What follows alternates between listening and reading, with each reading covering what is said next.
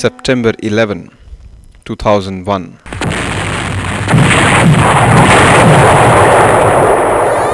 Terror and hatred strike the heart of New York City.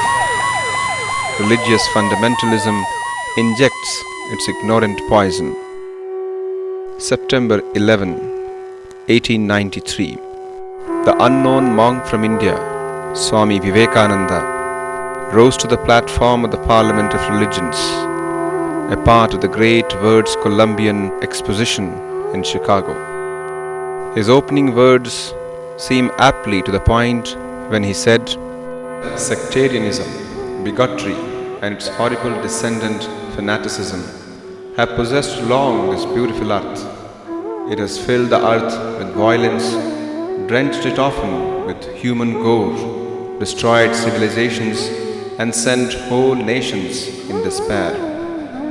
As the different streams, having their sources in different places, all mingle their water in the sea, O Lord, so the different paths which men take through different tendencies, various though they appear, crooked or straight, all lead to Thee."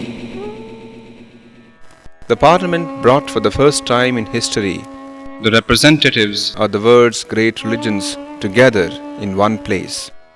Vivekananda became the undisputed hero of the Parliament and hereby introduced for the first time in history the ancient knowledge of the Indian race to the modern world. Swami Vivekananda made it his life work to bring about the unification between modern science and spirituality. A disciple of the illustrious saint Sri Ramakrishna Paramahamsa, he reformulated the ancient Vedic scriptures of the Hindus in modern language. His teachings were based on the Vedanta philosophy, literally meaning the end part or essence of the Vedas. Vedanta speaks of the divinity of the soul, the conscious divine principle inherent in man and the entire creation around us. It does not deal with personalities, but is a holistic, universal philosophy applicable by all, irrespective of religious denomination or background. He defined the gist of Vedanta as follows: each soul is potentially divine. The goal is to manifest this divinity within by controlling nature, external and internal. Do this either by work or worship, or psychic control or philosophy, by one or more or all of these, and be free. This is the whole of religion. Doctrines or dogmas or rituals, or books or temples or forms are but secondary details. Though living 100 years ago, Vivekananda foresaw that the eternal message of Vedanta would be better understood in times to come as science advanced. Also, its relevance for modern man living in an increasingly complex world was to become clearer as the world progressed. He wanted to make him understand that the concept of the divinity of the soul would be the only way at harmonizing science with the different world religions. In modern language, this soul is called the self or inherent consciousness. Some quantum physicists are recognizing a singular consciousness as the source of all creation. Vedanta believes that this singular consciousness, which pervades the entire creation, both intrinsically as well as externally, is the real nature of man. It believes that this is what we call God. Vivekananda had some startling teachings regarding consciousness that finds its highest expression in a human being. In order to convincingly understand how consciousness manifests in man, one needs a closer look at the evolutionary process of our universe. Consciousness first got manifested with what cosmologists call the Big Bang. Much of what happened in the early stages after the Big Bang remains theory.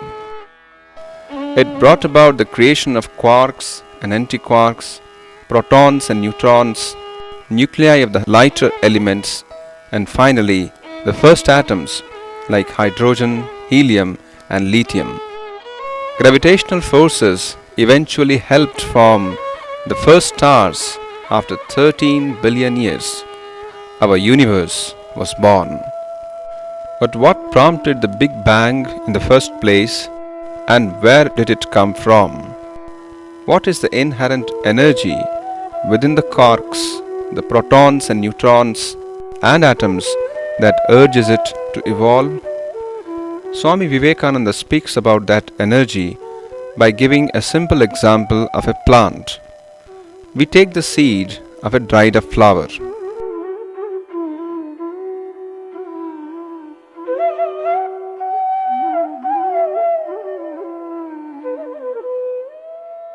We plant it carefully, and soon a small plant peeps out. It slowly grows, becoming bigger and bigger, until finally it becomes a full blooming plant. Then withers and dies, leaves again new seeds, so it completes a circle. This circular process of the stages of seed form, growth, reproduction, death, and new seeds is uniform throughout the universe. It is the cause giving rise to the effect that in turn again produces a new cause. Vivekananda introduces two different concepts. In the first, he talks about evolution versus involution. By involution, he means that what is to be evolved is in its primary seed stage involved. So the evolved universe already existed before the Big Bang in an involved state. Something is involved, it evolves, and again involves. This is a circular movement. There is no beginning and no end to this universe. The second concept connected to this is that the entire creation is penetrated by the core substance, consciousness. If you look at the evolution of elementary particles into that of a human being, Vivekananda states that consciousness was trying to express itself progressively. The ever-increasing urge of consciousness to express itself is what prompts evolution to take place. The consciousness as such was equal in the quark and the human being, but the human being, due to its advanced state of evolution, was able to manifest a higher degree of consciousness. Vivekananda says that the manifestation of the higher degree of consciousness is what is the creation all about. Modern quantum physics has gone beyond the boundaries of matter. Apparently, even the elementary particles are not the finest stuff of the universe. If matter does not exist, it means that in the strictest sense, no objects and no location exists. This leaves us wondering where this universe is. It has to be somewhere or upon something. According to some scientists, the base upon which this universe rests is consciousness. Hinduism has a beautiful way of depicting this truth. It uses the images of Kali and Shiva. Kali signifies creation as we know it. She holds in her hands a decapitated head, a sword, and wears a garland of skulls. With the other hand, she blesses her devotees. This apparent contradiction depicts the duality of her creation. Good has no meaning without evil, as cold cannot exist without heat. Creation means the acceptance of the sets of opposites. She is the controller of both. Kali stands upon the chest of Shiva. Shiva is the base, the foundation of this universe. He is absolute consciousness. He both pervades this creation as well as transcends it. In other words, the base of this creation is consciousness, and upon it is projected the universe. This universe, from the finest elementary particle to the grossest form, is a whirlpool of unending duality. The evolution of our universe went through different stages. The first two we have seen. These are the evolutionary stages as we know them. First, the Big Bang manifested energy. Second, energy turned into matter. Third, matter became life. Fourth, life evolved into self-reflective consciousness, the capacity to think. In the next evolutionary phases, atoms combined to form molecules. Molecules combined to form simple cells like algae and bacteria approximately 3.5 billion years ago. About 600 million years ago, cells combined to form complex cells like simple worms. After that, complex cells combined to form tissues and organs. Tissues and organs combined to form self-conscious organisms like human beings, dolphins, and whales. This was brought about by the development of the nervous system, which brings about rapid communication between the different parts of the body. The end portions of the top of the nervous system evolved in the brain. Certain conditions are necessary to enter a new evolutionary stage. To put it short, it is increasing complexity. This increasing complexity has three principal aspects, namely, increasing diversity, increasing organization, increasing connectivity. The same increasing complexity occurred during the development of the human brain, resulting in the formation of the brain cortex, the thin layer of nerve cells wrapped around the outside of the brain. It is this addition of the development of the brain that is responsible for thinking, knowing, perceiving, and consciousness. And so man, with self-reflective or I consciousness, came into being. For the first time in the course of evolution was consciousness able to express itself consciously. By introducing his views on cosmology and Vedanta, Vivekananda faced enormous opposition from different quarters. But his enormous success and popularity showed that most people were accepting his words, and after the Parliament of Religions, he remained in the West till 1898 and again between 1899 and 1900. During this period, Vivekananda set out his doctrine of Vedanta in great detail. Intensely practical, yet profound, the Vedantic message was the necessary fusion between the spiritual urge in every man and the use of his intellect. Vedanta redirects man's attention to its source, that of pure cosmic consciousness. The evolution from the tiniest elementary particle to the human body and mind has been there for just one purpose, that of manifesting increasingly higher states of consciousness. The quark was able to express just a bit of its inherent consciousness due to its primitive structure. A human being can express the highest levels of consciousness through its advanced structure. Yet the human body and mind are mere instruments. In itself, they are transient. Consciousness is what is the true, underlying, unchanging reality. Non-attachment and constant awareness of absolute reality are like two wings of a creature that can fly from the plane of mortality to the heights of immortality. When the self gets reunited with its source of absolute cosmic consciousness, one attains what throughout the ages has been described by countless saints and sages as liberation, mukti, nirvana, or mystical union. Spiritual aspirants are those people who try consciously to speed up this evolutionary process. They don't want to be bound by the limitations of their body and mind.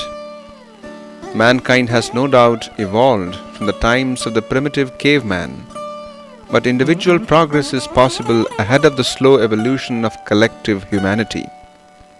This is possible through yoga, which means the union between the individual consciousness and that of the Absolute. Vivekananda defines 4 yogas: the yoga of work, karma yoga; the yoga of knowledge, jnana yoga; the yoga of love, bhakti yoga; and the yoga of psychic control, raja yoga. The practice of one of these yogas or a combination of them enables a human being to transcend its body-mind boundaries and reunite itself with the cosmic consciousness. By giving this knowledge to the world, Vivekananda has redefined the meaning of religion. He gives mankind an ideal and a tool to control its own growth and liberation, since freedom is our true nature.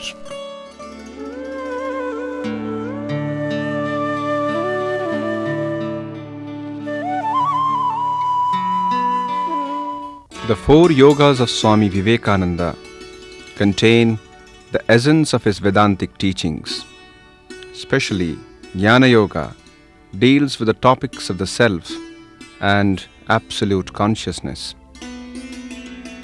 A beautiful collection on the essence of Vivekananda's Vedantic thought is the book Vedanta, Voice of Freedom. Note also the 2 booklets on Advaita Vedanta and Practical Vedanta. All of Swami Vivekananda's writings and lectures, however, can be found in the magnus opus, the complete works of Swami Vivekananda. Listen to some of Swami Vivekananda's beautiful Vedantic ideas. Always discriminate between the real and the unreal, and devote yourself heart and soul to the attempt to realize the Atman. Always think that this body is only an inert instrument, and the self-contained Purusha within is your real nature. Always try to get absorbed in the eternally present Atman. Let every man and woman and child, without respect of caste or birth, weakness or strength, hear and learn that behind the strong and the weak, behind the high and the low, behind everyone, there is that infinite soul, assuring the infinite possibility and the infinite capacity of all to become great and good. The natural universe is the result of the limited consciousness of man. When man becomes conscious of his divinity, all matter, all nature as we know it will cease to exist. Undifferentiated consciousness, when differentiated, becomes the world. But evolution must be brought in accordance with the more exact science of physics, which can demonstrate that every evolution must be preceded by an involution. This being so, the evolution of the vasana or will must be preceded by the involution of the Mahat or cosmic consciousness. Our present consciousness is only a little bit of an infinite sea of mind. Do not be limited to this consciousness. Look not for truth in any religion. It is here, in the human soul, the miracle of all miracles. In the human soul, the emporium of all knowledge, in the mind of all existence. Seek here. Do not identify yourself with anything. Hold your mind free. All this that you see, the pains and miseries, are but the necessary conditions of this world. Poverty and wealth and happiness are but momentary. They do not belong to our real nature at all. Get away from all books and forms and let your soul see itself. Hear day and night that you are the soul.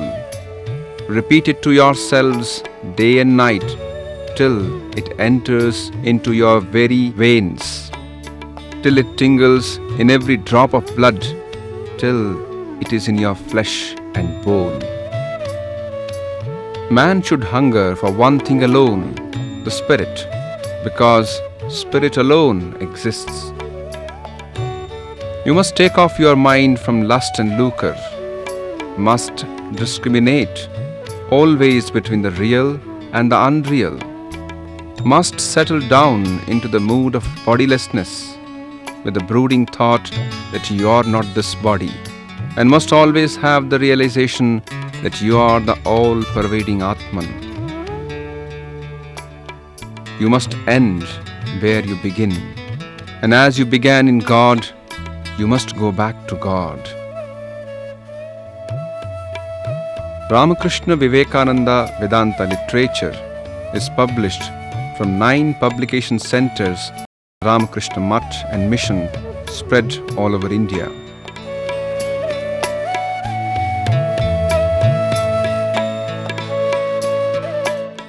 To order this CD and get more information regarding the mission's activities, please contact Sri Ramakrishna Ashrama Mysuru, Yadavgiri 570020, Karnataka, India.